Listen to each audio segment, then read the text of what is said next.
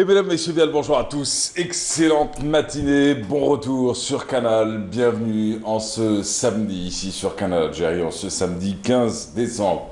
On se retrouve pour la matinale week-end comme tous les vendredis, samedis et dimanches. Une émission préparée évidemment par Myriam Makek. On salue toute l'équipe en régie et surtout et aussi en plateau. Et ce matin, Abdelrahim Talbi sera avec nous. Il va nous parler de son magazine, l'un des seuls magazines sur le tourisme ici en Algérie. Ça s'appelle Tourisme et Voyage. Le voici. Il est à découvrir, un magazine professionnel pour le secteur du tourisme, pour les professionnels du tourisme, mais également pour ceux qui veulent découvrir le tourisme ici en Algérie, qui veulent découvrir le tourisme local aussi. C'est l'occasion de se le procurer. On en parle d'ailleurs ce matin avec Abdelrahim Talbi qui nous fera sa présentation. Aussi, on enchaînera aujourd'hui avec qui? Avec le rendez-vous depuis avant-hier, vous le savez, top départ de cette 8e édition du Festival de la création féminine. 8e rendez-vous, 8e édition, Al Founoun Binadra Shababiya, donc les arts avec un regard jeune, ou les jeunes regardent sur les arts. Alors ça se passe au Palais de la Culture Moufdi Zakaria, ça se passe depuis le 13, c'est jusqu'à lundi, et c'est l'occasion de découvrir des artistes venant des 4 coins du pays, d'assister à des conférences également animées par des pédagogues, mais également des spécialistes dans plusieurs questions, notamment le cinéma, notamment la création féminine.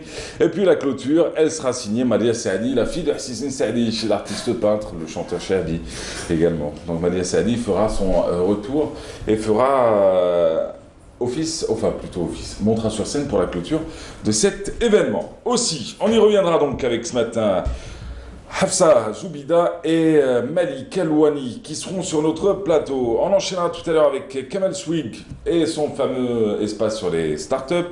Jalil Miraska, et on va parler nutrition du sport avec lui toujours et encore. Et on finit avec Maya Amrani qui, elle, revient sur un autre événement. Celui-ci s'est déroulé à l'hôtel Sofitel et continue d'ailleurs. C'est le fameux marché des fêtes de fin d'année. C'est depuis le 1er décembre, c'est jusqu'au 31. Ça se passe au niveau du lobby de l'hôtel Sofitel. Et au niveau du lobby de l'hôtel Sofitel, il y a quoi?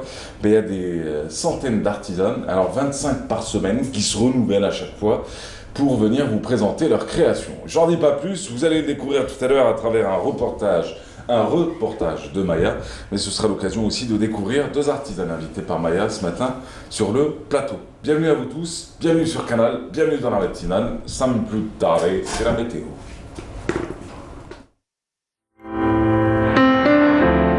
Suivez l'air du temps avec Mobilis. Et l'air du temps, c'est avec Frédéric Chir surtout. La météo de ce samedi, ça se passe avec vous, Frédéric, bonjour. Bonjour Abou Mahrez et bonjour aussi à tous ceux qui nous regardent ce matin. Excellent réveil à vous tous.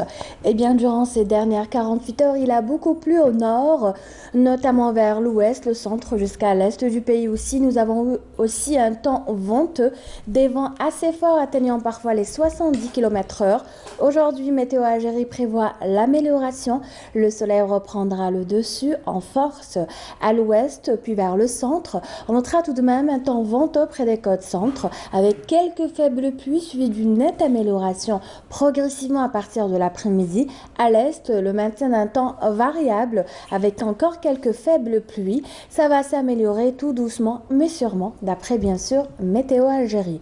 Sur la partie sud, rien à signaler. Le soleil prendra beaucoup de place, quand vous le voyez si bien sur cette carte prévue par Météo Algérie. Et bien, avec le retour de la neige, les températures ont baissé nettement à l'intérieur du pays. Il fait froid.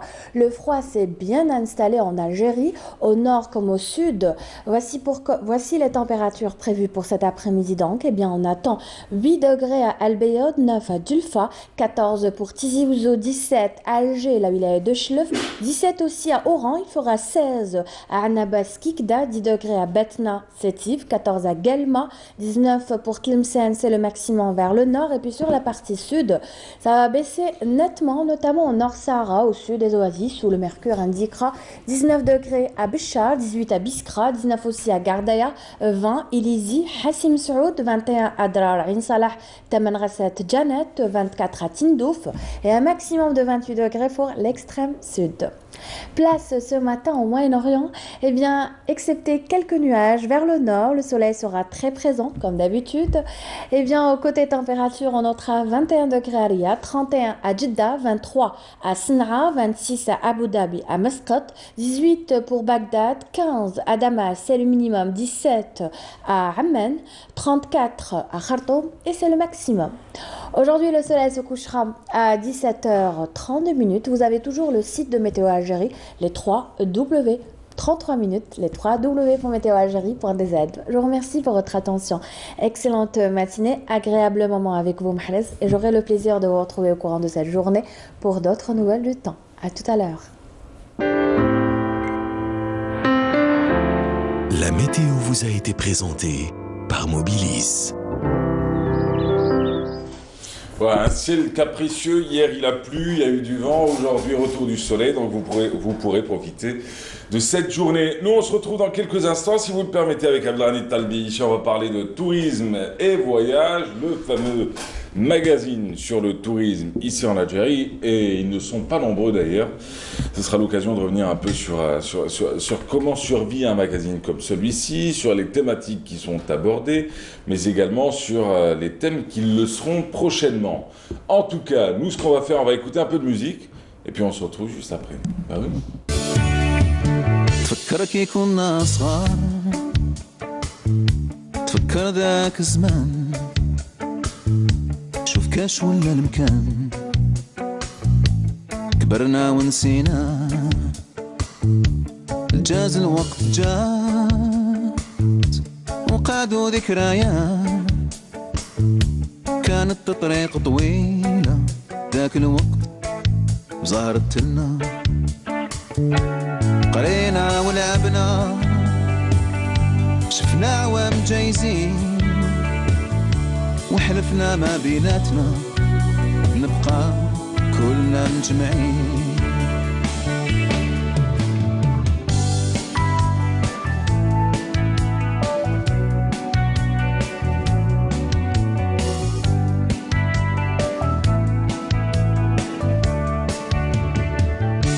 الوقت اللي رانا فيه ما يسمح لك تستهزأ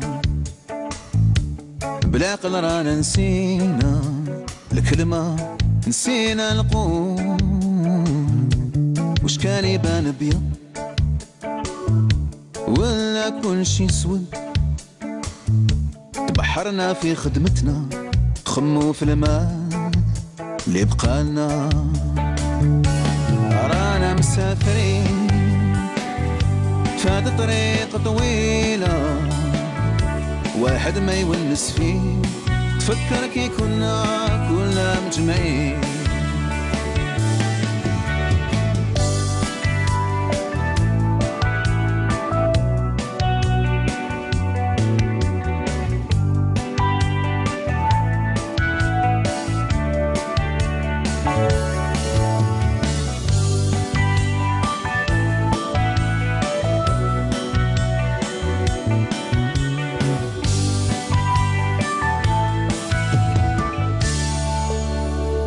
راني قدام دار الشي قدام الدار اللي رباتني راني نشوف البعيد دمعة في العين طاحت لي واحد فينا ما عنده الحق ينسى الزمان واحد فينا ما ينسى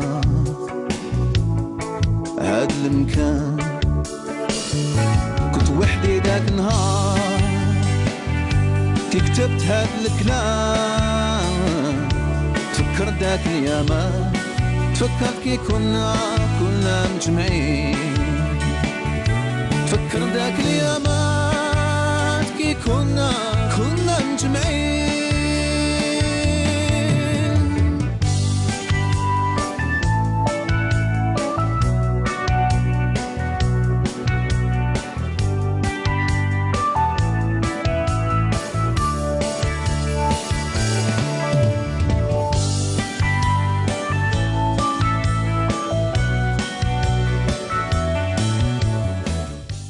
Voilà, c'était Mansab Charlie, Ranem Jemmain sur Canal et dans la matinale. Et on embrasse très fort Mansab d'ailleurs.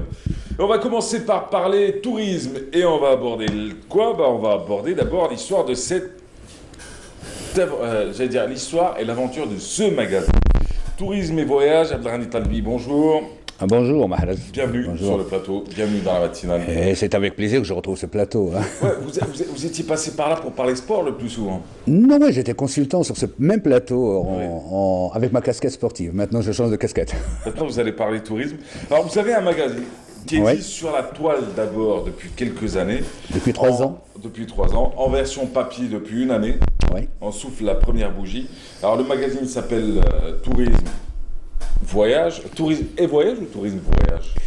Tourisme et voyage. Tourisme et voyage. Tout d'abord, pourquoi tourisme et voyage? Parce qu'on traite d'abord le tourisme dans le sens large du mot, et puis les voyages, c'est pour faire la promotion des destinations. Alors, vous faites la différence entre le tourisme et le voyage. Enfin, vous disséquez un peu entre les deux.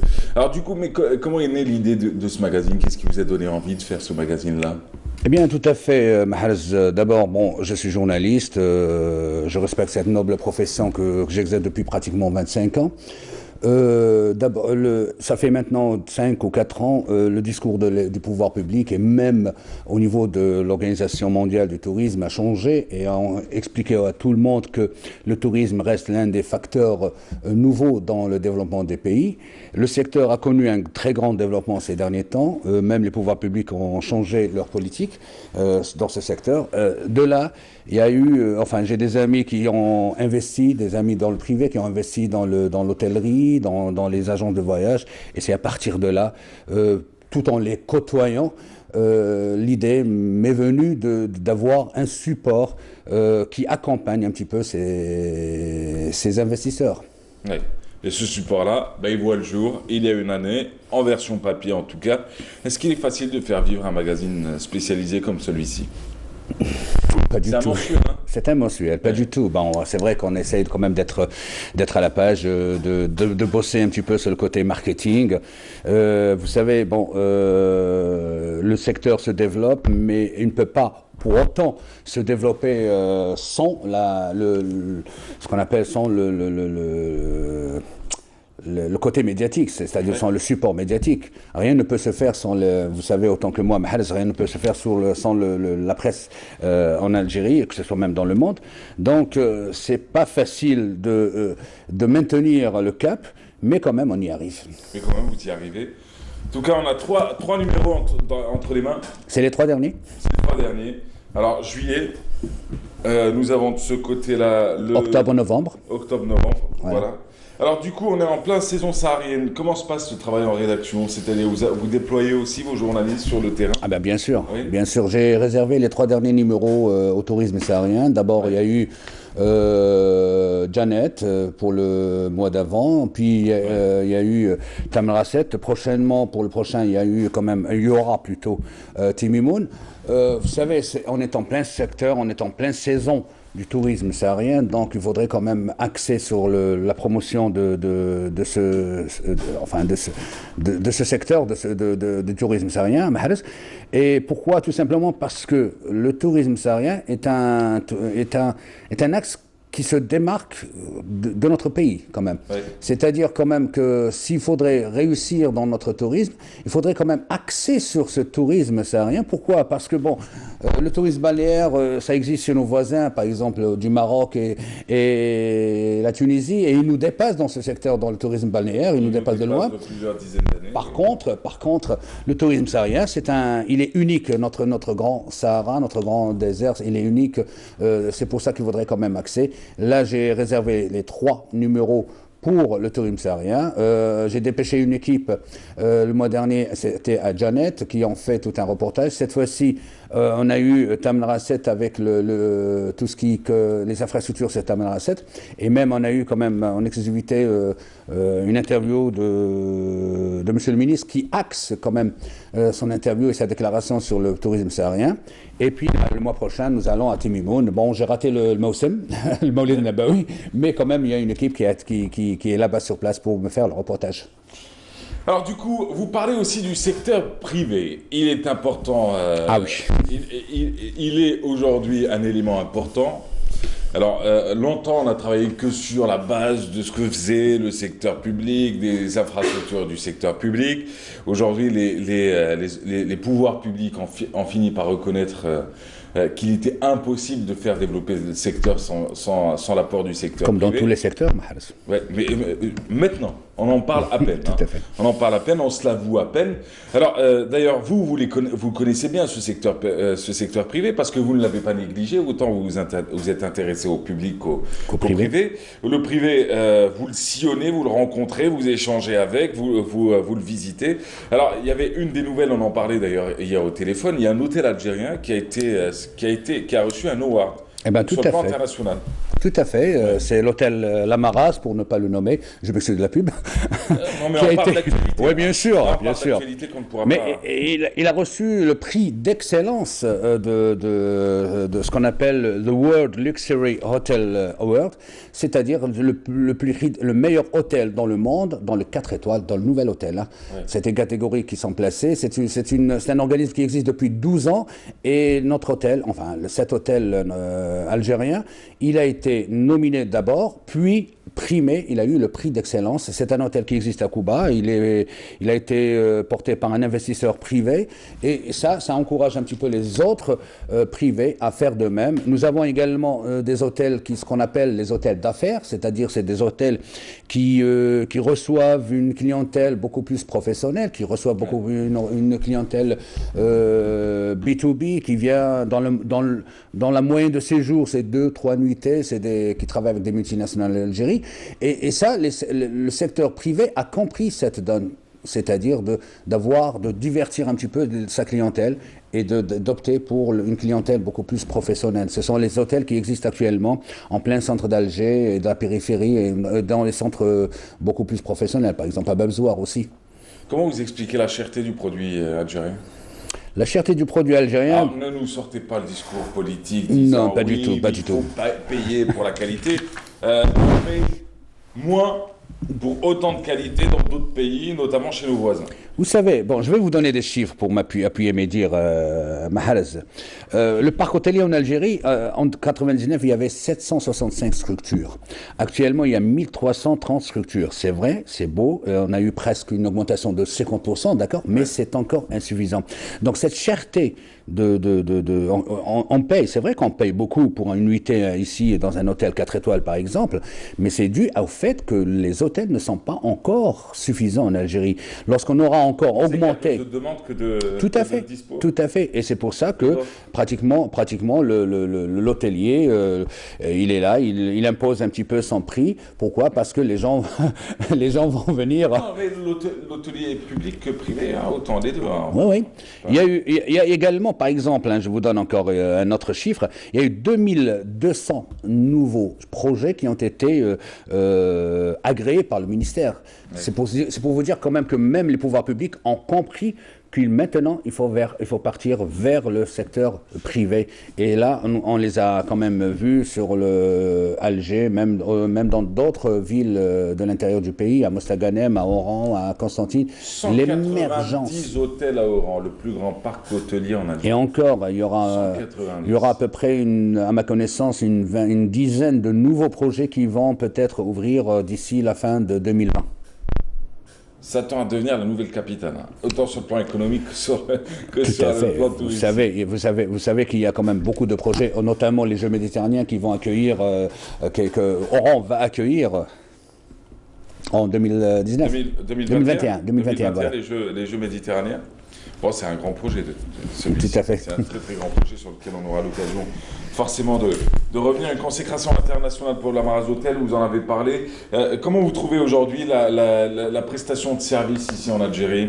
Ça s'améliore. Les services en Algérie en réalité ? Sans langue de bois, ça s'améliore. Et ça s'améliore? Ça s'améliore. Oui. Beaucoup plus, je peux vous dire, beaucoup plus dans le privé que dans le public. Pourquoi? Tout simplement parce qu'il y a une bataille de la ressource humaine, Mahrez. Oui. Notamment chez le privé, parce que là, les ressources humaines sont rares au niveau des services de l'hôtellerie. Et c'est pour ça quand même que les investisseurs privés cherchent à garder à former d'abord et à garder leur employés. Que faut-il faire pour booster le secteur? Quand on écrit sur ce secteur-là, j'imagine on pense tourisme, en dort tourisme, en mange tourisme, en digère tourisme. C'est ce que je fais. C'est ce que je fais. Ça, quoi. Ouais, Alors, c'est comment faire pour booster? Si vous deviez présenter aujourd'hui des propositions sommaires, hein, alors, aqlam, comme on a D'abord, c'est bien ça, D'abord, Mahrez, le pouvoir public a compris que pour booster ce secteur, il faudrait s'appuyer sur les médias. D'ailleurs, je peux vous dire qu'il y a eu un contrat de programme qui a été signé dernièrement entre les deux ministères, le ministère de la Communication et le ministère du Tourisme, dans ce secteur, c'est-à-dire pour encourager la presse. Donc, pour booster ce secteur, il va falloir mettre et faciliter la tâche à des publications comme la nôtre pour exister. Et pour exister, il faudrait la maintenir sur le plan marketing, que ce soit pour le privé, que ce soit également pour le public. Et à partir de cette présence, cette visibilité dans tous les coins d'Algérie, qu'on peut faire de la promotion de la destination Algérie. Et c'est notre rôle. C'est mon but, lorsque j'ai créé cette revue, pour rendre le tourisme algérien plus réceptif que expéditif. Parce que pour le moment, il y a plus d'Algériens qui sortent à l'étranger que d'étrangers qui visitent l'Algérie. Je peux vous donner un chiffre. C'est vrai que vous me connaissez, j'aime bien les statistiques et les chiffres. Le nombre, en 2008, on a eu 1 700 000 visiteurs en Algérie. En 2017, il y a eu quand même 2 450 000. C'est vrai que ça s'améliore. D'accord. Est-ce qu'on pourrait se dire la vérité une fois? Je dis 2 400 000 qui sont rentrés en Algérie, oui. tous visiteurs compris. D'accord. Voilà pour la précision. On confond souvent ces chiffres. On pourrait difficilement les débattre avec des représentants du pouvoir public. Alors dans les 2 millions entre professionnels de la presse, on pourrait en discuter. Je vais vous dire. Sur les 2 400 000, on compte la communauté algérienne établie à l'étranger. C'est ce que j'allais vous dire. C'est gravissime. C'est ce que j'allais vous dire. C'est-à-dire que si votre fils est installé en France pour des études, quand il rentre voir sa mère, j'allais vous dire. On va le comptabiliser en tant que touriste. Et là, j'ai eu l'occasion de parler et de discuter. C'est de l'aéroport, ça. Oui. C'est une statistique de l'aéroport. Les entrées sur l'aéroport d'Alger, on s'arrête. J'ai eu l'occasion de discuter avec certains cadres du ministère du Tourisme qui donnent ces statistiques. Et on a même dans un forum, on a même proposé que ces chiffres doivent émaner d'abord des services des hôteliers, c'est-à-dire que votre fils qui habite en France et qui quand il vient généralement chez vous, donc il ne part pas dans un hôtel, donc comme font nos voisins. Et il change ses euros au square. Bien sûr. Il ne contribue en rien, mon fils ne contribue en rien. Qu'on peut pas. Absolu, hein. Je vous rassure, j'ai pas encore d'enfant capable de alors, mais j'ai moi aussi, encore d'enfant, mais non, je veux dire, mon fils ne va pas à la banque pour changer ses euros. C'est une autre culture qu'il faudra. Moi, j'ai ma fille qui est en France, mais quand elle vient directement chez moi. Donc, elle ne va pas dans un hôtel. Et c'est là qu'il faudrait quand même faire la différence. Donc, il faut tenir les statistiques par exemple, le service hôtelier. C'est ce que font nos voisins tunisiens ou nos voisins marocains. C'est-à-dire que tous les hôtels qui reçoivent des étrangers pour des nuitées donnent leurs statistiques au service de l'intérieur et ça va vers le service de tourisme. Et là, on compte réellement le nombre de touristes qui rentrent dans le pays. Nous, ce sont des statistiques de l'aéroport. Donc là, on peut englober pratiquement, comme vous venez de le dire, même les professionnels qui viennent pour 3 nuitées et qui travaillent avec des multinationales en Algérie. En tout cas, c'est un super magazine que l'on conseille. Merci beaucoup. Je vous le dis sincèrement, parce qu'il y a beaucoup de choses à lire. Vous pourrez peut-être vous dire oui, non, ça parle que de tourisme. Bien au contraire, vous découvrirez même des articles sur les défis qu'attendent, les défis que l'Afrique devra affronter d'ailleurs. Justement, le Rwanda, la Côte d'Ivoire. Vous faites bien de parler de cet article parce que là, Je fais dans le tourisme réceptif, donc je fais la promotion de la destination Algérie, mais je parle aussi des autres destinations à travers une rubrique qui s'appelle embarquement. Là, j'embarque mes lecteurs vers une destination, vers un pays étranger, frère, arabe, voisin méditerranéen. Là, j'ai parlé de l'Afrique, les défis du tourisme en Afrique. Dans le numéro d'avant, il y avait quand même la Grèce. Donc, c'est pratiquement, j'essaie d'emporter le lecteur vers d'autres voyages. Merci encore, merci d'avoir été là. Je vous remercie. Je vous remercie. On vous souhaite une excellente journée, on vous souhaite un excellent week-end. Allez, je voulais vous montrer juste, parce qu'on en parlait tout à l'heure, la partie embarquement.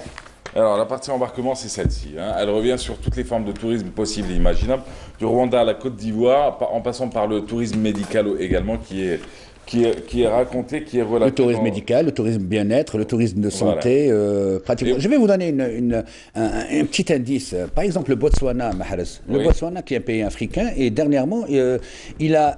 Connu pour ses richesses très bien. Ses sous-sols en or. Oui, mais pour booster un petit peu le tourisme réceptif au Botswana, ils ont décidé d'enlever l'obtention du visa pour les étrangers. Vous voyez, c'est un secteur qui, quand même, chez nous, on ne l'a pas encore fait, mais il faudrait quand même Donc, pour aller au Botswana, il faut juste se présenter à l'aéroport et on vous donne le visa d'entrée rapidement. Ça, c'est un secteur c'est un point que je voulais quand même signaler pour booster un petit peu le tourisme réceptif.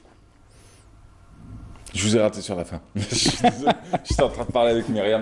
Non, il n'y a pas de problème. Il n'y a pas de problème, Mahrez. Non, mais redites-moi juste ce que vous m'avez dit. Vous avez parlé du Botswana qui a retiré le visa. C'est-à-dire, non, pas retirer le visa. C'est-à-dire faciliter l'obtention du visa. Donc, pour aller au Botswana, il faut aller juste prendre son vol. Arriver à l'aéroport, on vous donne le visa sur place. D'accord? Donc, c'est pratiquement des facilités pour l'obtention. Comment fonctionne le Mexique? Est-ce que vous savez comment fonctionne le Mexique? Le Mexique, vous allez me dire? Non, vous avez besoin d'un visa à la base pour aller au Mexique, mais si vous avez un visa Schengen par exemple sur votre passeport, le Mexique vous laisse rentrer. Pourtant, Schengen et le Mexique, c'est pas pareil. La même chose, mais par exemple. ils considèrent que si vous avez obtenu un visa de l'Union européenne, c'est qu'ils n'ont pas à refaire la même procédure. La même chose, par exemple, en Grande-Bretagne, je vais vous l'apprendre, quand vous avez par exemple un visa US américain et vous passez en Grande-Bretagne pour une escale de 2 jours, il n'y a pas de problème, vous n'avez pas besoin d'un visa anglais. Et si je me retrouve dans le cachot de l'aéroport? Pas du tout, je vous rassure. Merci à vous, merci beaucoup Adran. Il n'y a pas de problème. C'était un plaisir, on vous souhaite bonne chance. Merci, je tiens juste à féliciter quand même cet hôtel algérien qui a eu les prix d'excellence à l'échelle internationale. Je le répète, il faut l'encourager. Eh ben merci encore, merci Abdelrahim Talbi et votre magazine, c'est Tourisme et Voyage. Quant à nous, merci, on se retrouve dans quelques instants, on va rester un peu dans la même thématique, on va parler d'une application mobile dans quelques instants. On va parler de l'application mobile Wassalni avec Mohamed Mehdi Houariche, le directeur général de cette petite start-up qui tend à grandir. Ce sera juste après ce portrait réalisé par Samia Bouarour qui va nous parler de ce moudjahid qui a transformé sa maison en musée. Allons-y, on se retrouve juste après. Une initiative hors du commun. Le Moudjahid Belabbas Lakhdar transforme une partie de sa maison en musée d'histoire. À la mémoire de ses compagnons d'armes, il rejoint les rangs de la Révolution en 1956. Il avait tout juste 22 ans. Avant l'indépendance, mon cœur m'a dit: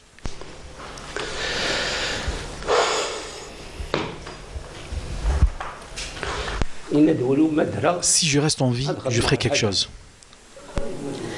Hadj Lakhdar a été marqué par les 5 années passées dans l'armée des frontières, dont le franchissement des terribles lignes Charles et Maurice, où il a perdu des compagnons d'armes, un passé douloureux, encore présent.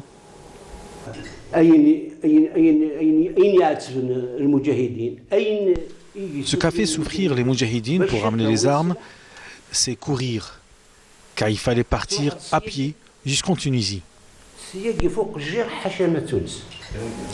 Cette maquette qui lui a pris 10 années de travail illustre toute l'horreur qui s'abattait sur ceux qui ont franchi ces lignes de la mort avec beaucoup de courage et de détermination. Je souhaite que tout le monde sache ce qu'ont subi leurs parents, ce qu'ont subi les chouhada, ce qu'ont subi les shahidettes. Hadj Lakhdar possède des pièces uniques comme cette lettre écrite à la main du shahid colonel Amirouche ou encore cette gourde du shahid Mohamedou Hadj. Amel Akhdar les conserve avec toute fierté. Pour lui, c'est un devoir de mémoire, une mémoire intemporelle.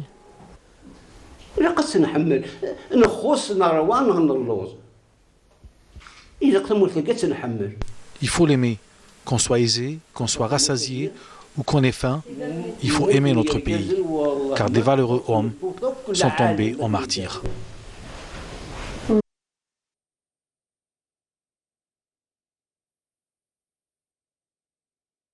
Solution de transport qui a pour but de faciliter le déplacement. Allez, on est de retour. C'était le portrait de Samia Bouhaddoul qui nous parlait donc de ce Moudjahid qui a transformé sa maison en musée, histoire de sauvegarder l'histoire, de la partager également aux nouvelles générations, mais également de la diffuser à sa manière. Chacun sa lecture, chacun son interprétation. Excellente matinée à vous tous. À suivre tout à l'heure, on va parler de ce 8e Salon national de la création féminine, Festival national.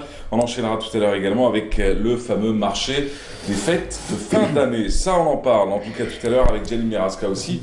La partie nutrition. Sans plus tarder, nous cédons la place à Kamel Swig et son invité aujourd'hui, Mohamed Mehdi Aouari, directeur général de Wassalni. C'est parti pour l'application du jour. Bonjour Mahalej, bonjour à tous.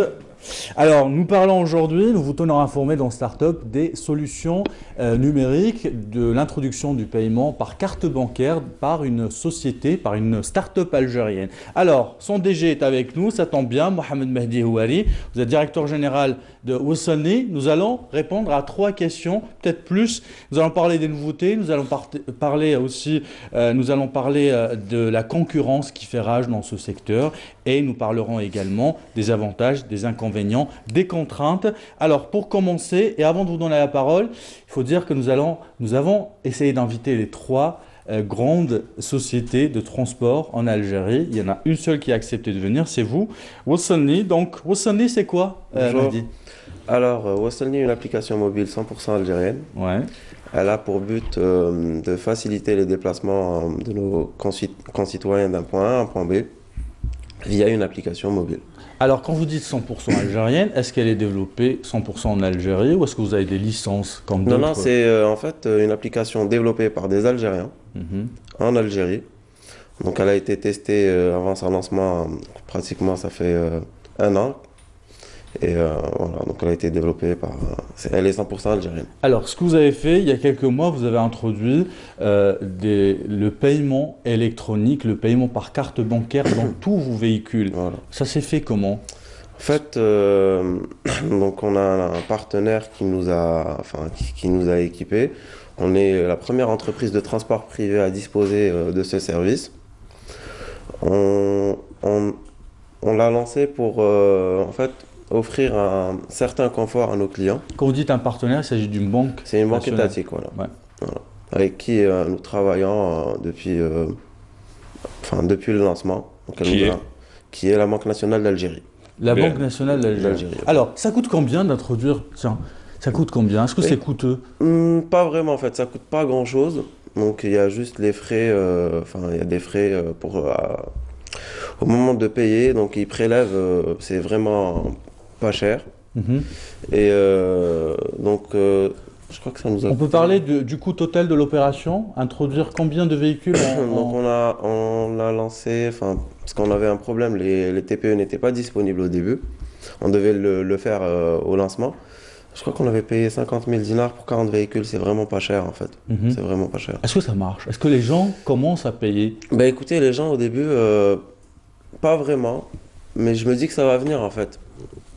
Ça fait 5 ou 6 ans, les gens n'avaient même pas la culture du smartphone. Mais on essaie de leur montrer comment ça marche et de les rassurer, en fait, parce que quelque part, ils connaissent pas, donc ils savent pas comment ça se passe, en fait. C'est un investissement à long terme, alors. Alors, on peut regarder dans quelques instants. On a fait une simulation avant-hier, jeudi. On a demandé une course du 21 boulevard des Martyrs à l'aéroport d'Alger. Il était midi, je pense. Et on va voir s'afficher les tarifs. Je pense qu'on est arrivé à 559 dinars, si ma mémoire est bonne. Alors, 595, voilà, 600 dinars. Vous calculez comment les trajets aujourd'hui? Alors, on a un algorithme qui calcule les trajets en fonction de la distance et de la durée de la course, en fait. Donc, si vous prenez une course là à 10 heures, et vous reprenez la même course à 16 heures, ça ne sera pas le même prix parce qu'on a les infos du trafic en temps réel.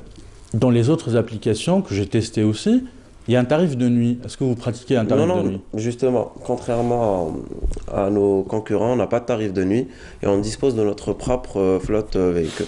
Très bien. Alors, il y a une question aussi quand on parle de ces applications, les taxis, les chauffeurs de taxi qui sont parfois pas contents, ils parlent de concurrence déloyale, ils disent qu'ils payent leurs impôts et vous ne payez pas, et les chauffeurs que vous recrutez ne payent pas assez, etc. Est-ce que vous avez des chauffeurs de taxi parmi vous qui utilisent vos services? Alors, déjà, nous, on est une entreprise de transport, donc chaque chauffeur est déclaré. Ouais. Voilà. On paye nos impôts. Comme en Algérie. En Algérie, on paye nos cotisations comme tout le monde. Vous me regardez étrangement. Non, non, du tout. Si, j'ai tout. Non, du tout. Et en fait, là, il y a, pour le dernier salon Digitech, on a donné la possibilité aux taxieurs de venir travailler avec nous. Alors, au lieu de prélever un certain pourcentage, comme ce qui se fait ailleurs, 20-25%. Tout dépend, c'est entre 18 et 25% chez certains concurrents. Ouais. Donc on leur a donné la possibilité de venir travailler avec nous sans payer aucun pourcentage. Donc c'est ils répondent à l'appel? Pardon? Ils répondent à l'appel? Mais écoutez, là, on est en train de... En une semaine, on a 90 taxis qui se sont présentés pour commencer à travailler. C'est-à-dire que vous êtes en train de dire, vous recrutez des chauffeurs de taxi avec leur véhicule et vous prenez 0%, ils payent juste les frais. C'est 3000 dinars par mois, pratiquement 100 dinars par jour. Ouais. Ça vous rapporte quoi? Pardon? Ça vous rapporte quoi? Le traitement de dossier dépasse les 3000 dinars par mois? Non, non, du tout. Oui? Non, du tout. Parce que le taxieur est déjà déclaré. Donc il paye ses cotisations, il paye ses impôts. Donc on leur donne juste un accès à la plateforme. Donc ça vous permet d'avoir plus de visibilité et plus d'utilisateurs. Parmi les nouveautés, vous avez lancé un site web qui permet je dis bien aux étrangers ou aux expatriés d'utiliser votre plateforme en Algérie, une fois en Algérie bien sûr, et de payer directement en ligne. Donc pour ceux qui n'ont pas encore une carte SIM algérienne, c'est-à-dire ceux qui ne peuvent pas télécharger l'application et l'utiliser dans l'immédiat. En fait, ils peuvent la télécharger, mais ils n'ont pas de carte SIM, donc ils n'ont pas moyen de créer leur compte. Donc on leur donne la possibilité d'aller sur notre site et passer commande. Donc on reçoit la date d'arrivée, le numéro de vol, et ils reçoivent une confirmation par mail qu'il y a un chauffeur qui les attend à l'aéroport. Voilà. Très bien. Est-ce que c'est vrai, vous acceptez pas d'être tous les trois sur le même plateau? Ce que j'ai entendu. Quand les deux autres concurrents ont décliné l'invitation, on m'avait dit tiens, ils acceptent pas d'être sur le même plateau. C'est un peu contradictoire parce qu'à chaque fois quand nous posons la question par rapport à la concurrence, on nous dit non, la concurrence c'est une bonne chose, ça nous permet de travailler, ça nous permet de recruter, ça nous permet de nous perfectionner. Vous, ça vous dérange pas? Non, du tout. Très bien. Du tout. Ça m'arrive même, pendant le salon, je leur avais même proposé de se voir et pour parler de certaines choses, pour pouvoir faire avancer le... Ils vous ont répondu quoi? Oui, on parle des SL, des Temtem, des Corsa et autres. Hein. Écoutez, et Sog aussi qui arrive bientôt. Pardon? Et Sog aussi qui arrive bientôt. Je connais... Et de Bind aussi. Non, mais je connais... donc il y a... Mehdi Eto, c'est le directeur général d'ISR. On avait parlé pendant le salon. Il y a aussi Kamal Haddar qui est un ami. Temtem. Moi, ça ne me pose pas de problème. Au contraire, je pense qu'on fera bouger les choses si on le fait ensemble. Très bien. Parmi les autres nouveautés de cette fin d'année, est-ce qu'il y a plus de demandes en cette fin d'année? Est-ce que vous avez plus de demandes? Est-ce qu'il y a plus d'activités sur votre application? Les courses, le nombre de courses augmente les week-ends parce que généralement les gens sortent et tout. Et ça marche beaucoup plus en été en fait. En été. Et vers l'aéroport aussi, non? Moi, personnellement, je le prends quand je vais à l'aéroport. Pendant les vacances, pendant la période des vacances, oui. Ouais. C'est une ligne assez utilisée. On va parler aussi des nouveautés. Vous m'avez parlé tout à l'heure de l'algorithme que vous avez développé, que vous êtes en train de perfectionner aujourd'hui. Alors, juste pour être pragmatique, pour faire un peu de pédagogie, c'est quoi un algorithme pour ceux qui nous écoutent? Qu'est-ce qui se passe quand on utilise votre application? Il se passe quoi derrière? Donc alors, un algorithme, l'algorithme c'est lui qui permet, qui fixe en fait les prix. Donc l'algorithme calcule le prix en fonction de la durée, de la distance aussi, et du trafic. Voilà. Donc c'est pratiquement le cerveau de l'application. Voilà. Très bien. Merci beaucoup d'avoir répondu à toutes nos questions. Vous réinvitons avec peut-être les autres concurrents pour parler de ce secteur qui se développe en Algérie et qui crée des emplois. Je pense qu'on n'est pas encore au stade de parler de destruction d'emplois. On est dans une trajectoire de création d'emplois. Je regardais hier un reportage qui parlait de la Chine et comment ils ont créé 13 millions d'emplois l'année dernière, 2007, 13 millions grâce aux applications mobiles et au commerce en ligne. Je pense que c'est un bon exemple à suivre pour l'Algérie. Ça vous inquiète l'arrivée d'Uber ? Non. Parce qu'ils arrivent bientôt, vous le savez. Pas qu'Uber, hein. Ouais. Ça vous inquiète ? Non, du tout. Tranquille. Ça nous obligera à être meilleurs. Vous êtes bien implanté alors en Algérie. 48 wilayas, c'est ça, pardon? Non, on est Alger à Oran. On lance 5 wilayas d'ici le mois d'avril. Parfait. Voilà. Bon courage à vous. Merci. Merci d'avoir été là aujourd'hui. Kamel Swig est son invité du jour, Mohamed Mahdi Houari, qui est à la tête de Wassamni. Allez, quant à nous, on se retrouve dans quelques instants. On va parler sport et nutrition avec Jalil Miraska, comme tous les samedis matins. Avec lui, une nouvelle thématique, une nouvelle question problématique d'ailleurs. Alors, sans plus tarder aussi, c'est peut-être l'occasion de faire la transition avec ce reportage réalisé par Leila Benaïcha, qui, elle, nous parle ce matin de cette conférence sport et citoyenneté qui a été organisée à l'université Alger 3. C'est parti avec Leila Benaïcha. On se retrouve juste après avec Jalil. Allons-y. En vue de promouvoir et consolider des règles fondamentales et solides de la citoyenneté, l'Institut d'éducation physique et sportive de Deli Barahim a organisé ce colloque international sur les activités physiques et sportives de la formation à la citoyenneté. Sur le plan de la citoyenneté, quel intérêt a cette formation sur le plan de la citoyenneté? Donc ce qui ressort de cette problématique, c'est qu'il y a un fossé entre la formation et les attentes sociales. Nous avons à titre d'exemple des centres pour handicap, plus particulièrement ce qu'on appelle les centres médicaux pédagogiques qui manquent d'activité physique et sportive. Et aussi il y a dans les hôpitaux par exemple, certains malades qui souffrent de maladies chroniques ont besoin aussi de spécialistes dans le domaine de la rééducation, etc. Donc nous avons beaucoup de choses à faire dans la société, mais il reste ce tremplin, il reste ce pont-là entre l'input et l'output. Donc nos sortants doivent avoir justement cette place dans la société. Et c'est à travers ces colloques, ces manifestations scientifiques qu'on essaye de redynamiser c'est-à-dire ce rapport, cette cohérence qui doit exister. En même temps sensibiliser les pouvoirs publics sur l'intérêt de la pratique physique et sportive dans le domaine social. Et comme ça on aura des citoyens pleinement adaptés, pleinement en cohérence avec leur milieu social. La rencontre a permis aux participants de soulever les différents points liés à la question et de s'échanger leurs visions et expériences, notamment dans le domaine social et de la santé. Ce colloque qui a trait aux activités physiques et sportives, de la formation à la citoyenneté.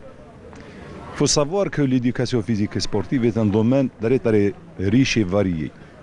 Les modules qu'il comprend vont de la philosophie jusqu'à la médecine, en passant par la biomécanique, les statistiques, la sociologie, la psychologie. Et donc cette formation, elle véhicule un savoir. Et le savoir en lui-même ne suffit pas.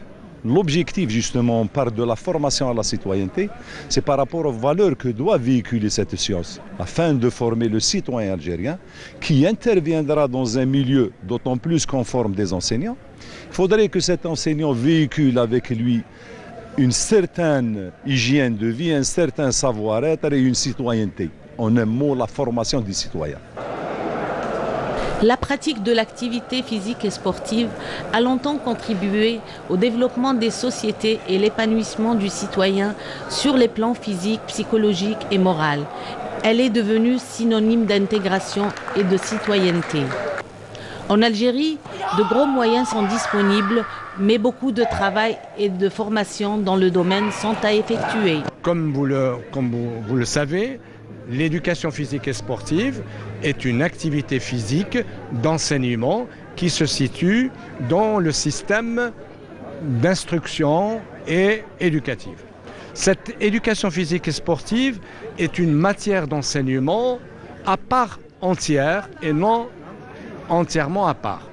Son objectif est de former par le physique un certain nombre, je dirais, d'éléments de l'éducation en général. Et à côté de ça, il est nécessaire effectivement de lui inculquer des devoirs. Les premiers devoirs, ce sont des devoirs d'abord déclarés dans la Constitution algérienne, qui sont celles de la participation à la construction de la nation, à sa défense, à la défense de la nation, de son pays. C'est aussi le patriotisme et en même temps le respect d'un certain nombre de valeurs propres à la société algérienne. Quelles sont ces valeurs? Les premières valeurs, ce sont des valeurs de solidarité. C'est celles-ci.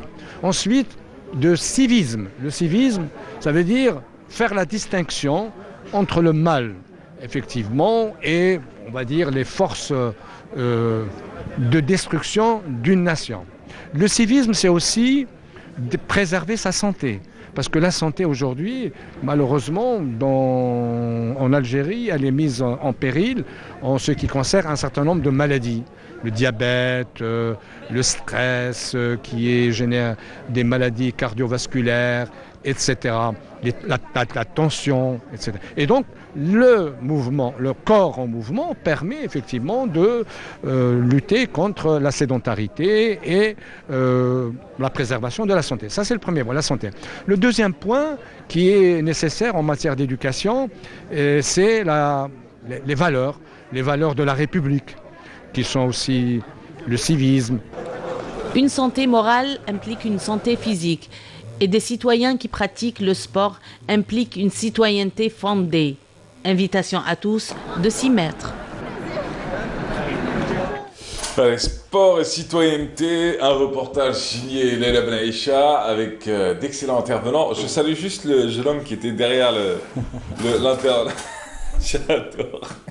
Qui voulait passer absolument à la télé. Alors, je ne sais pas si Climou peut nous remettre l'image à un moment ou à un autre quand cet intervenant excellentissime d'ailleurs, qui parlait des valeurs, qui parlait de l'importance du sport, qui parlait aussi du rôle du sport dans la citoyenneté, du rôle de la citoyenneté aussi dans la construction des grandes sociétés, on voit un jeune en train de s'installer derrière, et ça c'est juste fabuleux, parce que ça montre que la télé, ça fait rêver encore, et c'est tant mieux, ça ne peut que nous flatter nous, et on salue ce jeune homme d'ailleurs. Jeune homme, vous n'avez peut-être pas parlé, mais en tout cas, nous étions heureux de vous voir en train de regarder au loin et de penser comme Socrate au secret de l'humanité. Voilà, et on revient aux choses sérieuses avec ce matin. On devrait faire peut-être un petit arrêt sur image chaque week-end sur ce qui passe à la télé. Je vous promets, on va y réfléchir pour 2019. Alors du coup, ce matin, c'est Jalil Miraska, bonjour. Bonjour. Alors, vous auriez fait un peu comme lui? Moi je suis chanceux, donc moi je suis en présence réelle. C'est pas plus, hein, c'est une belle image, quoi. C'est après. Oui. Moi je trouve que c'est une belle image, ça prouve que les jeunes s'intéressent encore à la télé et qu'il y a encore cette petite magie de se dire que passer à la télé, même pour être vu par sa maman, c'est déjà super. Alors du coup, Jalil Miraska avec vous aujourd'hui, on va parler d'un sujet assez sérieux, assez intéressant. Ouais. On va le découvrir ensemble. Alors l'orthorexie. Oui. Alors l'orthorexie, vous me dites, on va en parler ce matin. Alors l'orthorexie, faut googler pour comprendre un peu. C'est ça. Alors orthorexie veut dire quoi au juste? En fait, orthorexie veut dire tout simplement, c'est un désordre alimentaire ou un trouble du comportement alimentaire Ouais. L'orthorexie, c'est pas l'anorexie, hein? Non, ce n'est pas l'anorexie. Justement, il faut comprendre un peu que dans les troubles alimentaires, on parle souvent d'anorexie et de boulimie. Voilà, c'est les plus connus. Et en fait, l'orthorexie, c'est plus ou moins récent. On a découvert ça en 1998. Donc, c'est un psychothérapeute qui a découvert ça. Et, on a constaté qu'il y a des personnes qui sont obsédées par manger très sain.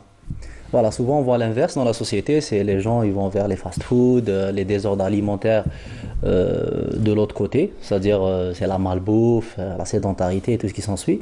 Il faut savoir qu'il y a des gens qui sont dans le côté plutôt manger très sain à tous les prix, au point où ces personnes-là deviennent obsédées, donc c'est le mot, donc c'est une obsession alimentaire qui développe. Et derrière, donc, il y a beaucoup de conséquences qui sont parfois graves. C'est-à-dire, ces personnes-là peuvent même couper des relations sociales, carrément. Donc, si on les invite à des dîners ou là, des sorties comme ça, donc ils font tout pour éviter ça. Ils calculent tout à l'avance. Donc, ils sont dans l'obsession, justement, de manger sain. Donc c'est relatif à l'alimentation. Après, bien sûr, l'orthorexie, on peut dire que c'est aussi lié au sport, parce qu'il y a des gens qui sont aussi obsédés par l'activité physique. Un peu dire comme aussi. vous. Oui et non. En fait, j'ai essayé de trouver un juste milieu et ne pas en fait sacrifier ce qui est prioritaire aussi dans la vie. Puis voilà, le sport en fait partie. Et il faut juste savoir comment freiner parfois et puis trouver une balance dans la vie.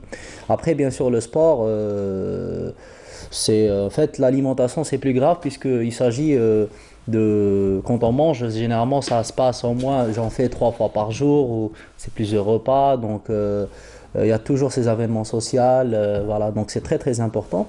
Et puis ces personnes-là, ils développent beaucoup de problèmes psychologiques, voilà, donc c'est un peu ça l'orthorexie. L'orthorexie, c'est être obsédé par tout ce qui est sain, ne manger que cela, ne penser qu'à cela. C'est ça.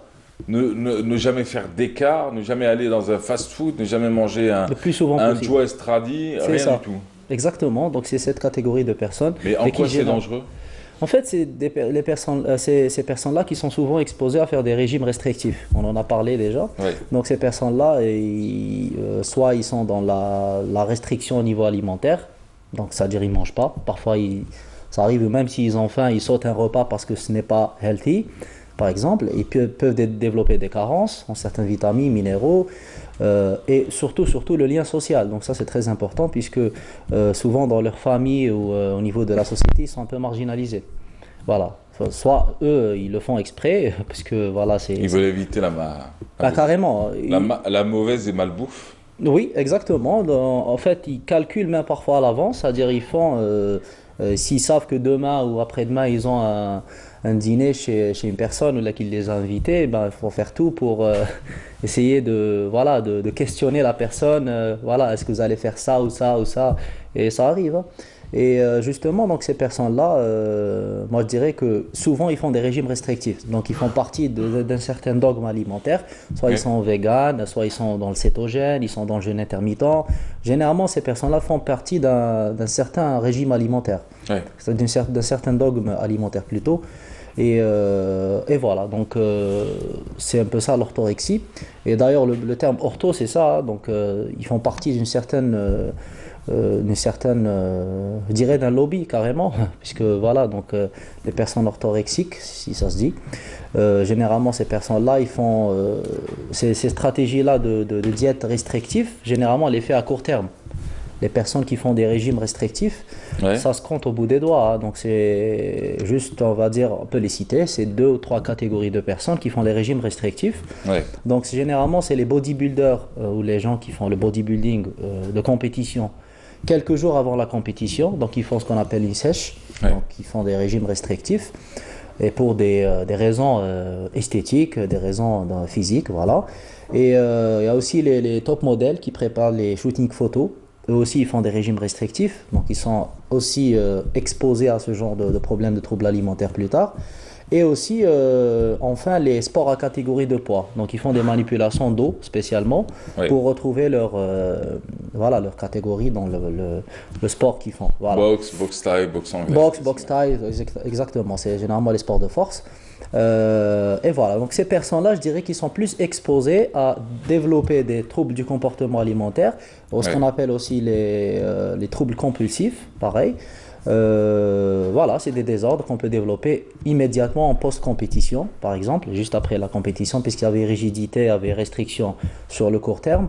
Et si ces personnes-là continuent comme ça, donc ils peuvent développer beaucoup de problèmes. Mais là, vous parlez d'orthorexie, non pas que pour les sportifs de haut niveau, mais vous en parlez aussi pour une catégorie de la société qui est à fond sur du healthy, au point de causer des carences et des déséquilibres au niveau de leur santé physique. Exactement, donc si une personne lambda peut avoir ça, parce que j'ai dit que ça, c'est les gens professionnels, ils sont plus exposés puisqu'ils ont déjà expérimenté des régimes restrictifs et quoi. Et par contre, les gens normaux, comme vous et moi, voilà, ils peuvent développer ça parce que ils ont peut-être des idées reçues ou pour eux, donc s'ils trichent, voilà, donc ils ont commis un crime ou quelque chose comme ça. C'est un peu ça. Mais ça existe dans la société, donc ce genre de personnes, franchement, c'est quelque chose qui est courant. Vous en avez croisé, quoi. Oui. Eh ben, merci beaucoup. L'orthorexie, je vous en prie. on retiendra aujourd'hui. Merci beaucoup. Orthorexia en anglais, on appelle ça orthorexia nervosa. C'est orthorexia nervosa, c'est le terme scientifique. Nerveuse, ça veut dire que c'est répétitif. Nerveuse, c'est ça. C'est l'obsession, quoi. C'est l'obsession.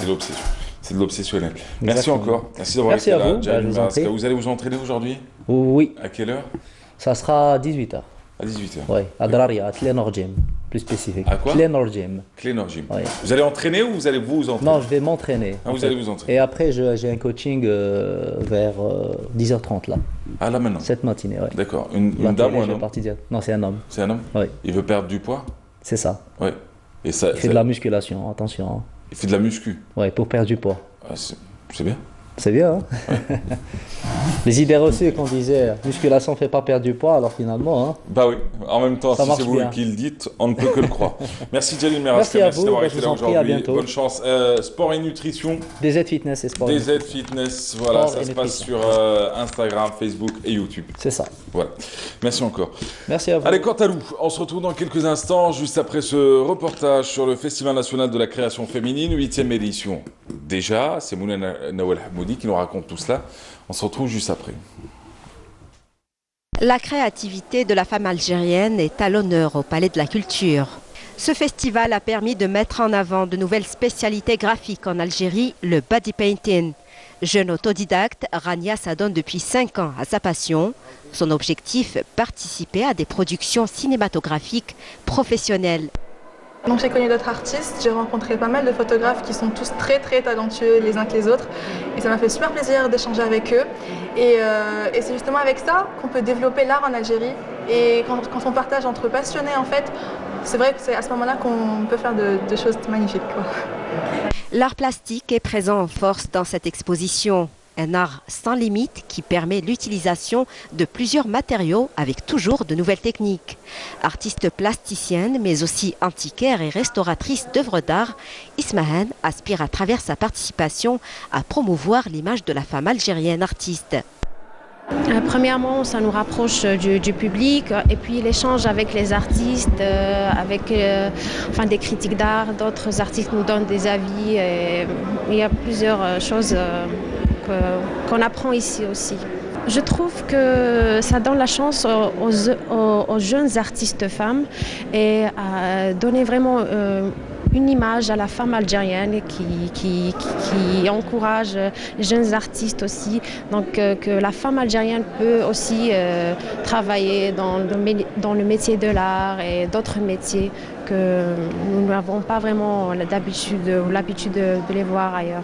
Au deuxième stand, les femmes artisanes mettent en avant leur talent en tapisserie, en poterie et en création d'habits traditionnels.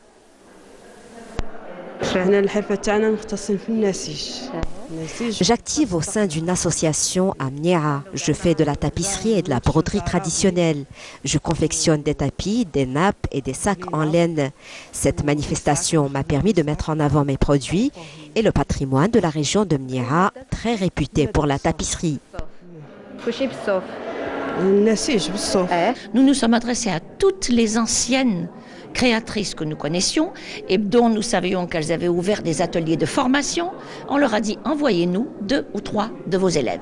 C'est ce qui a été fait. Elles n'ont jamais exposé, elles sont là pour la première fois. Ça, c'était pour les arts du patrimoine, tissage, broderie, poterie, céramique et mosaïque. Et nous nous sommes adressés à travers notre page Facebook à un autre type de jeune fille qui s'intéresse à un art, mais un art différent, l'art visuel. Le programme de cette nouvelle édition englobe des ateliers d'exposition consacrés au tissage et à la broderie, ainsi que des activités scientifiques et culturelles, notamment des conférences sur le patrimoine et l'art en Algérie. Voilà une conférence sur l'art et le patrimoine en Algérie, mais pas que. Malia Saadi en clôture de cet événement pour lundi soir, au Palais de la Culture toujours. Et de l'autre côté, d'autres conférences également sur la femme créatrice, la femme artisane. Allez, quant à nous, on en parle d'ailleurs, on revient sur cette 8e édition du Festival de la créativité féminine, El Founoun Binadra Shababia, avec nous deux invités, Hafsa Zoubida. Alors Hafsa Zoubida, bienvenue à vous. Bonjour. Vous êtes artisane, vous venez d'Oran, vous vous exposez à l'occasion de cette nouvelle édition. Melika Louani, vous êtes... Pardon ? Laouni. Laouni. Comme ça se prononce, Ah, Laouni. Alors Laouni, alors vous êtes artisane, vous venez de Tougourt, si je ne me trompe pas. Oui. Alors deux arts complètement différents, vous exposez au même lieu. On va commencer par Tougourt, tiens. On va commencer par... Le suivant. De loin après. Alors du coup, Madame Laouni, ça vous fait combien d'années de métier tout ça? Dans le métier, ça fait peut-être une vingtaine d'années. Une vingtaine d'années. Oui. Ça a commencé comment pour vous? Ça a commencé par amour. J'ai toujours aimé l'habit traditionnel de notre Algérie. Et c'est pour ça que j'ai commencé dans ce métier comme créatrice. La broderie, elle existait depuis longtemps dans ma petite ville de Tougourt. Mais moi, avec ma petite entreprise familiale, parce qu'il y a mes deux filles qui travaillent avec moi, j'ai fait un peu de la création. Je voulais toucher à la modernisation, mais avec une retouche traditionnelle de l'Algérie, algérienne. Alors cette touche traditionnelle, vous la faites sur quoi? Sur de la laine, sur du houbar? En majorité sur la laine. Sur la laine. Sur le tissage. En premier lieu, c'était sur le tissage. Toujours, tous nos articles sont sur le tissage. La broderie est toujours sur le tissage. Mais maintenant, comme le marché est émancipé, c'est ça? Oui. On trouve de tissus ressemblables, purement coton, où on peut travailler facilement. Parce qu'il faut que la matière soit en coton. Là, le fil à broder est en coton et la matière première est toute en coton. Alors ce barnou, c'est vous qui l'avez fait par exemple? C'est la kashabia, c'est la pièce best-seller.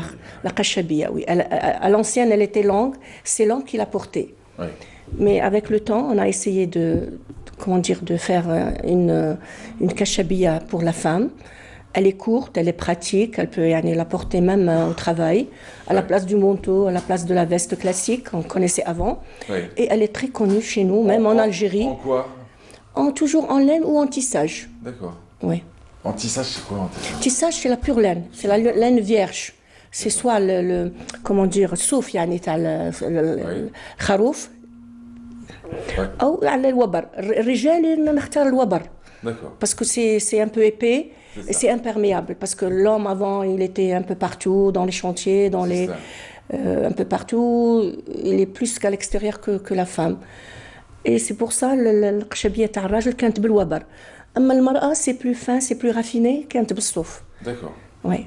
Donc la vôtre, elle est en... Non, elle est نتاعي بالصوف. بالصوف, نعم. Même elle est parce que الوبر راهو دائما la couleur foncée, c'est le marron. Ouais. C'est le marron foncé ou le marron. Oui. C'est beau, hein? C'est beau ce que vous faites.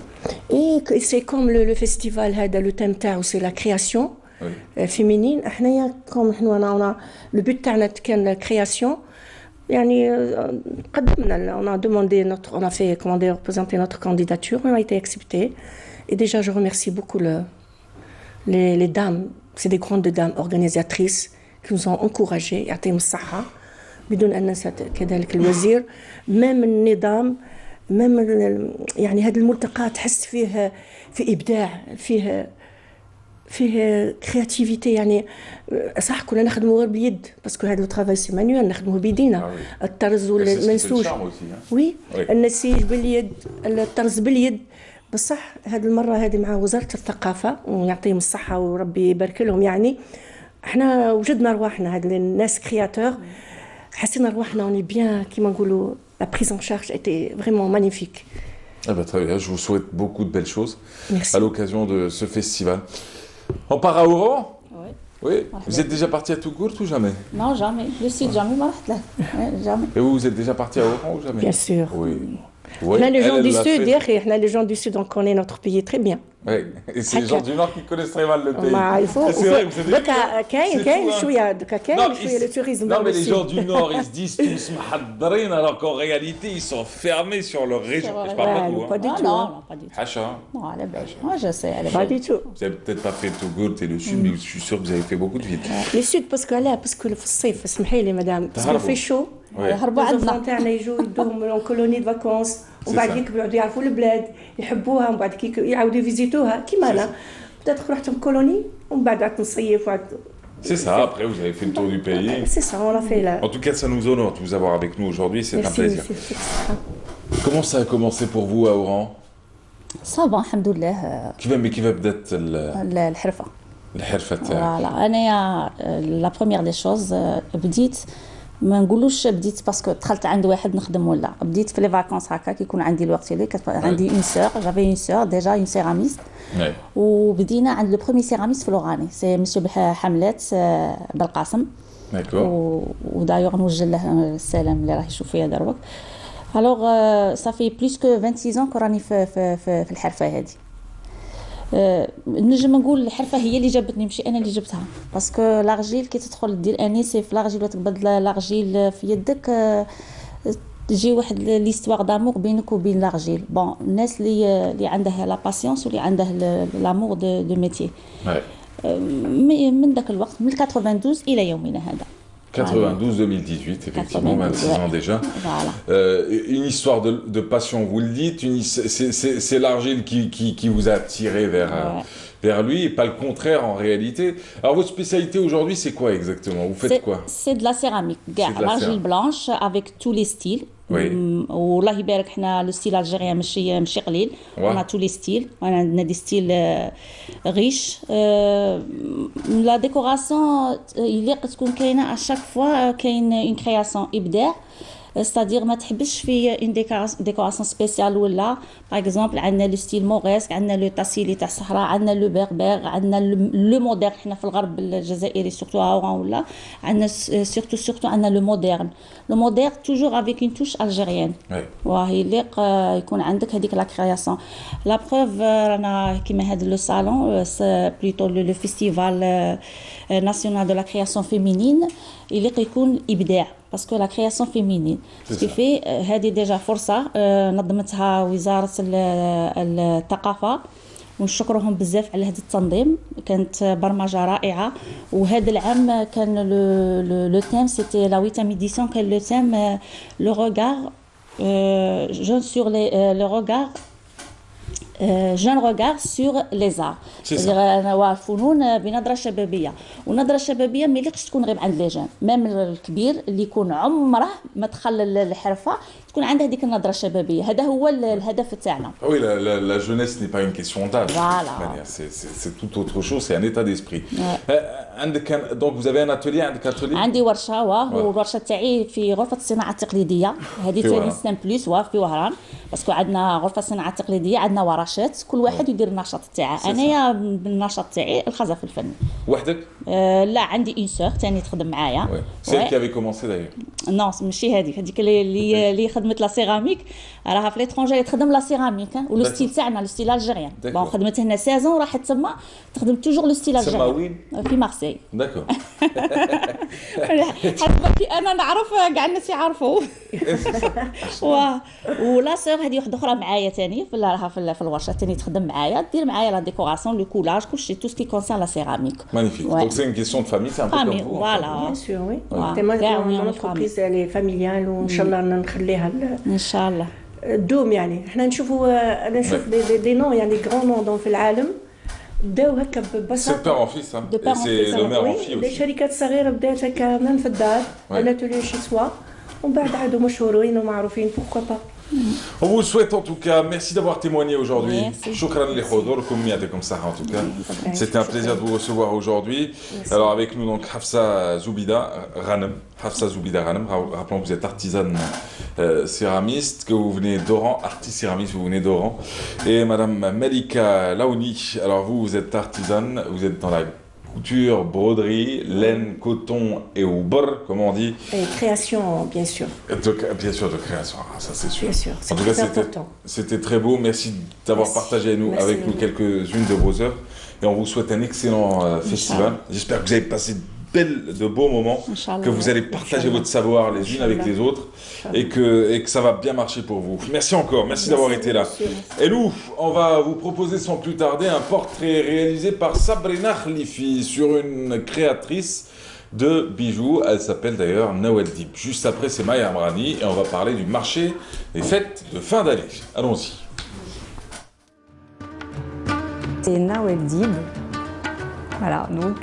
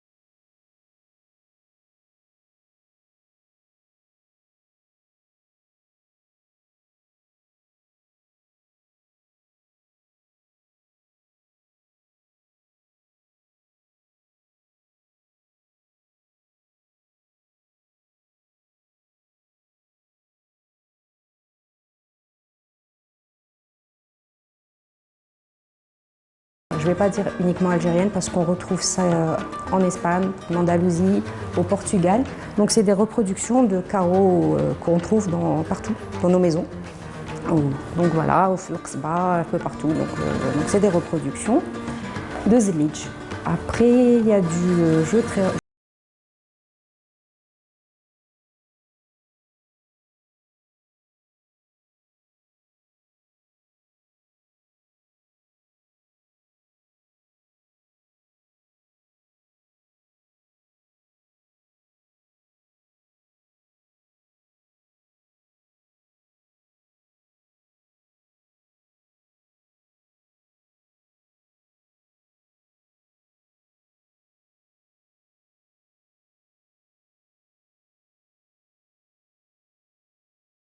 C'est une petite boutique. Oui, c'est un projet.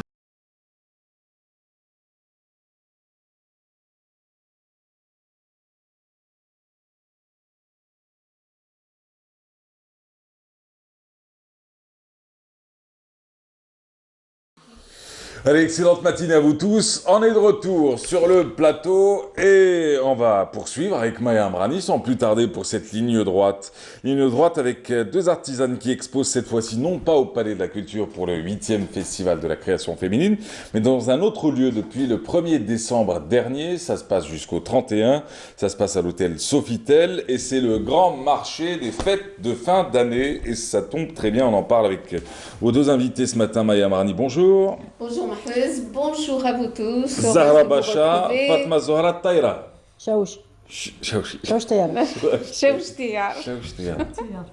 Bienvenue mesdames. Merci. Comment ça va bien? Merci. Ça va, merci pour l'invitation. Vous êtes chez vous ici. Allez, on y va. Alors évidemment, c'est la période des fêtes, tout est illuminé, tout est décoré, tout est beau. Et nos artisans et nos artisanes ont fait de gros efforts aussi et nous ont permis d'avoir vraiment des stands très bien décorés et bien garnis par des choses magnifiques. Alors, nous avons avec nous une première artisane déjà, Madame Bacha. Ils sont très anciens dans la poterie et vous faites maintenant même en plus de la poterie du raku. Oui, nous faisons du raku depuis pas mal de temps. Le raku, c'est une technique de cuisson japonaise qui consiste à faire les pièces en grès raku. Une fois qu'elles sont façonnées, on les fait cuire une première fois et ensuite elles subissent une deuxième cuisson après avoir été décorées. Et la troisième et parfois la quatrième cuisson se fait dans un four à gaz. Et là, elles sont retirées du four à 900 degrés. On les met dans de la sciure de bois. Oui. Et c'est ce qui donne ça, justement, le raku. Je vais vous expliquer. Ce mélange. Une fois qu'elles sont dans la sciure de bois, on ferme.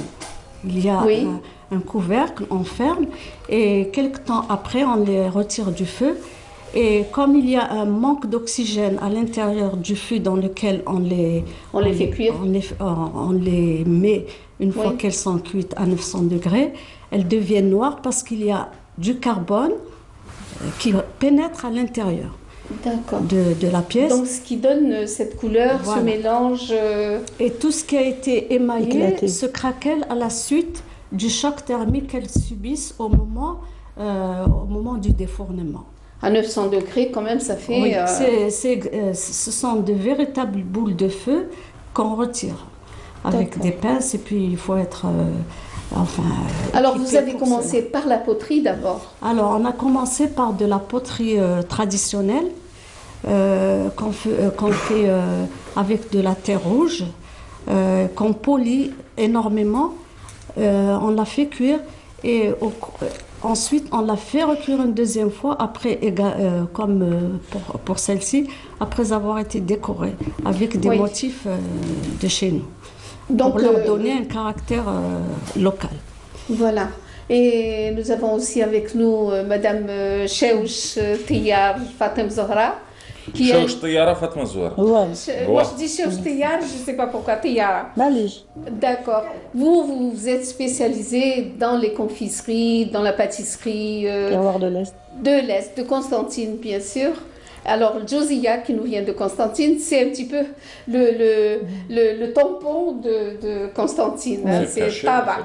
C'est le cachet, d'autant plus que, bon, On ne connaît pas au Maghreb des maîtres confiseurs dans le nougat. Hein. Ils existent en Espagne, ils existent en Italie, en France, et c'est pas le même. C'est pas le même, on est très compliqué, tant mieux, en fin de compte. On est très compliqué, parce que si vous prenez la recette, bon, je vous donne la recette, oh, très bien, moitié-moitié, 50-50, miel, sucre. Non, mais c'est très simple, en fin de compte, quand vous avez la recette, c'est très simple, vous avez les températures et tout. Après, c'est au feeling. Au feeling. Quoi ? Au feeling. Au feeling. Au feeling. D'accord. Le feeling. Oui, non, j'ai compris. Ah, d'accord. C'est-à-dire que vous faites vos confiseries au feeling. La Giusia constantinoise, oui. Parce que si je m'attelle à faire un nougat avec uniquement la recette, franchement, des fois, ça serait c'est très compliqué. Oui, c'est très. En plus, il est extrêmement capricieux. Donc, vous voulez dire au feeling, chacun son secret en réalité. Voilà. Chacun son secret, chacun, oui, ce qu'il ressent, en fait. Et il y a une espèce de symbiose entre le confiseur et son nougat. Hein. Ouais. Après, c'est selon ce que vous recherchez, bien sûr. Mais dans l'ensemble, il doit être kemerolo italouk. Donc, on aime l'élasticité. Dans le Maghreb, on aime tout ce qui est mou. Je ne parlerai pas plus que ça. Quand il s'agit de la confiserie, c'est bien. Le reste, vous savez ce qu'on va faire? On va regarder le reportage. Hein. Ouais, parce que vous avez été, elle a été au Sofitel, au lobby du Sofitel depuis le 1er décembre. Vous avez été quand exactement? Mercredi dernier. Mercredi dernier. Donc, et elle nous revient avec ces images. Et puis juste après, on parle de la Giusia, de vos confiseries. On parlera aussi de vos créations à vous.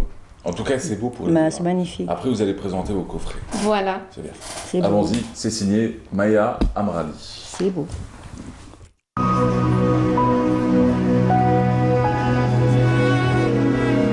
Une exposition dans un lieu féerique, lumineux et festif, où artisans et artisanes nous offrent le meilleur de leur génie créatif. Une expansion considérable dans la dilanterie. L'artisan transforme une simple feuille de cuivre en divers ouvrages utilitaires ou décoratifs. Ça, c'est des vieilles pièces que je récupère, j'achète chez des gens qui veulent s'en débarrasser afin de leur redonner une autre vie. Je les colore, je fais une peinture dessus afin de les embellir. Voilà. Vous faites aussi des plats? Oui, des plats comme celui-là. C'est un plat en cuivre que je décore aussi. Vous avez aussi un cache-pot, mahbes à l'ancienne, que j'ai décoré. Voilà, où je fais de la peinture. La céramique luminaire ou expression artistique, elle reflète les changements des modes de vie et témoigne des progrès techniques. Elle demeure une source inépuisable d'inspiration. Les symboles berbères, comme vous savez, c'est un message, ils ont une signification. Mais les objets taoui, j'utilise beaucoup plus trois symboles qui indiquent l'olivier, l'abeille et le blé. Parce que surtout beaucoup plus la femme kabyle aussi, et les kabyles maroufines, ils travaillent beaucoup plus dans l'agriculture. Voilà. Un subtil mélange de pierres semi-précieuses, des matières nobles, le bijou fantaisie reste incontournable. Les collards en pierres semi-précieuses et des tissus que je choisis soigneusement. Et puis il y a aussi le modèle sur lequel je mets le bijou traditionnel. Cette fois-ci, nous avons fait le Z berbère en filigrane doré. Et puis qu'on a agrémenté avec des pierres semi-précieuses, donc rhodochrosite et agate. Nous essayons toujours de mettre le bijou traditionnel sur la pièce moderne. J'essaie de travailler des pièces qui sont orientales le plus, comme la khamsa, le filigrane là, par exemple. La khamsa est très demandée. La khamsa elle est très demandée, donc on essaye de la travailler de plusieurs façons, de plusieurs manières. Par exemple là, elle est travaillée sur des paires de culture. D'une façon, elle est tendance, c'est la tendance actuelle, oui. Des confiseries élaborées et consommées régulièrement dans les familles, principalement par les enfants, restent des produits favorisés en période de fête. Je travaille à la maison. avec mes petits moules, avec ma petite tempéreuse. Et puis vous avez une panoplie de chocolat avec différents goûts. Vous avez des petits gâteaux de chocolat aussi. Vous avez du chocolat chaud, vous avez des éclats de chocolat. Tout est chocolat. Ici aussi, vous avez les pâtes de fruits. Oui. Différentes pâtes de fruits, différents fruits. Là, par exemple, vous avez la mangue, la fraise, les myrtilles, l'orange, etc. Les boîtes, pour la petite histoire, mes filles qui sont venues étudier, j'en ai 3, qui sont venues étudier à Alger, elles ont fait les beaux-arts. Toutes les 3 ont fait les beaux-arts. Et c'est elles qui ont commencé à grabouiller d'abord sur ces boîtes. Oui. Et puis, ça s'est développé au fur et à mesure. Dans cette exposition, rencontres, échanges, cordialité, se retrouver pour mieux se ressourcer.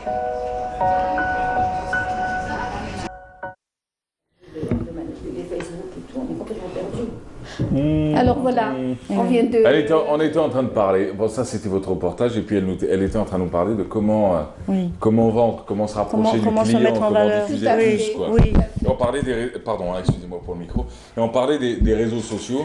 Oui. Et vous vous adaptez, hein? On essaye. Parce qu'on n'a pas... Vous savez, enfin peut-être que Mme Bacha vous dira la même chose, mais l'artisan doit être chez lui. Ouais. Comment voulez-vous avoir une réflexion sur votre travail et si vous améliorer? Non, vous ne pouvez pas. Ouais. Bon, la dame m'avait dit justement, on ne vous voit jamais, c'est-à-dire oui, je suis tout le temps chez moi, il faut que je surveille, que je fasse mon travail, que je réfléchisse. Bon, on a fait déjà les pâtes de fruits, il y a des confitures, on est passé à pas mal de choses, et même le chocolat, j'ai fait du chocolat. Ouais. Il y a toujours quelque chose à faire quand on aime ce métier. Ça. Mais on n'est pas apte à le vendre en fait. Vos boîtes sont magnifiques. Merci. Est-ce qu'on peut montrer vos boîtes juste? Oui, bien sûr. Très belles boîtes. Alors ça c'est la dernière, je vous la montre. Ça c'est le dernier modèle. Parce que j'aime bien ce qui est contemporain et très épuré. Et après, vous avez, voilà. Dolce. Ah oui, mais ça, il ne faut pas regarder. Parce que il ne m'a pas fait encore les boîtes, alors il m'a refilé celle-là pour que je puisse la présenter. Je pensais que c'était Dolce Sapo.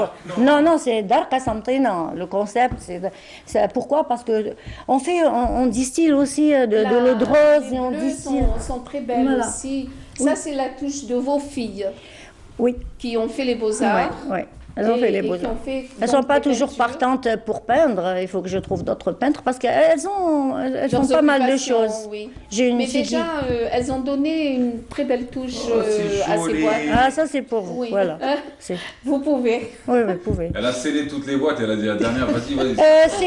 Non, on le. Non, je rigole. Non, pour regarder comment c'est fait à l'intérieur. La seule chose, on a perdu un oncle, donc j'ai dû faire vite. Non. Elle parle à Caféco parce que tiens, on tenait à le dire. Maya nous en parlait. Elle a dit que vous l'aviez averti, vous lui avez dit que mais que vous avez quand même tenu votre engagement à venir ce matin. Oui. Et que, mais en tout cas, on partage. On aura un mini-conflit familial, mais je suis forte de caractère de toute façon. C'est pas la mort qui va me tuer. C'est clair. On transmet. Merci. Nos condoléances. Merci. En tout cas, c'est dans l'ordre des choses. Oui, bien sûr. Alors, voilà comment c'est présenté. Nous avons tout l'historique de la Djouzia parce que je trouve qu'il mérite d'être connu. Voilà. Il a toujours c'est une espèce de légende aussi qui va tourner autour parce que j'ai beau me renseigner, personne ne sait très bien d'où ça vient. Bah oui. On ne peut que supputer, voilà. Bon, ce qu'il y a, c'est que c'est la touche que vous donnez, le goût que vous donnez. Autour de chaque produit, il y a une histoire. Elle vous parle de rakou. Oui, bien sûr. Voilà, même nos poteries berbères, voilà, elles ont une histoire. Au début, c'était une grande histoire, une longue histoire. Bien sûr. Par exemple, les symboles. Oui. Que vous mettez sur vos poteries, comme l'olivier, l'épi de blé, on a toute le peigne, la flore et la du mariage. Voilà, sur plus le cosmos. Et vous savez pourquoi il y a ces symboliques sur la poterie? parce que autrefois, quand les filles se mariaient, on les envoyait d'un village à l'autre. C'était très difficile d'aller revoir la famille pendant toute une longue période.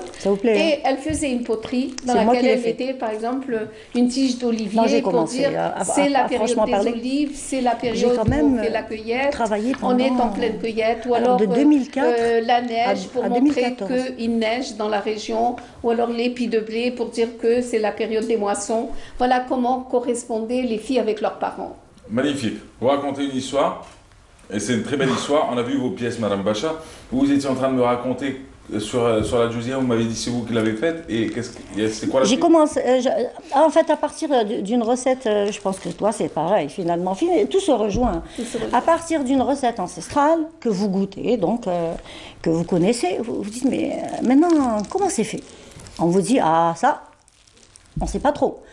Enfin, quand on en fait des petites quantités, on prend une cocotte, on met le sucre qu'on dissout dans... On sent le miel chez vous, hein? Oui, bien sûr, il faut. Oui, le miel et la noix. Il faut. Oui. Le miel. La noix, elle est radine dessus. Hein. Alors, vous êtes parti sur la Jussiga. Non, et après, on continue. Je vous taquine un peu. Non, mais vous pouvez, vous pouvez. Ceci dit, donc on vous dit écoutez après voilà حنايا نديرو كيله بكيله في الكوكوطه نقعدوا هكا les femmes discutent entre elles et elles le font pour les mariages de temps en temps quand elles ont alors du punch. On revient vers Madame Bacha qui a fait des merveilles.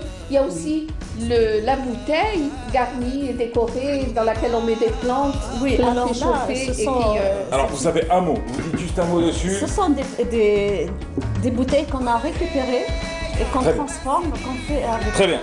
Fusion. Et on aura l'occasion, on viendra au Sofitel. Alors je vous juste la parenthèse, s'il vous plaît, mesdames, messieurs. Alors je vous juste la parenthèse, tout à l'heure on a montré un jeune homme qui était derrière un autre expert en sport et citoyenneté. On avait parlé du fait qu'il passait derrière le monsieur, que ça passionnait encore la télévision. Il n'y avait en rien une critique derrière cela. Mais au contraire, on a trouvé cette belle image et moi j'ai dit la télé reste crédible et on rêve toujours de passer à la télé. Et ce jeune homme, parce qu'on a reçu l'appel de l'université disant que c'était pas un étudiant ou que c'était un professeur, au contraire, on lui souhaite beaucoup de succès, beaucoup de réussite. Il ne faut pas en faire un drame, bien au contraire, le plus important c'était de dire que la télévision continue à faire rêver et que la preuve des gens venaient derrière certains qui parlaient et tout. Et c'était le but derrière. Donc n'y voyons pas une polémique, n'en faisons pas une polémique. La télé c'est du rêve, la télé c'est du partage. La télé c'est avant tout des moments de joie, de partage et de rigolade entre tous. C'est pas des trucs de règlement de compte. Merci à vous tous, on se retrouve dès demain. Ciao Camara.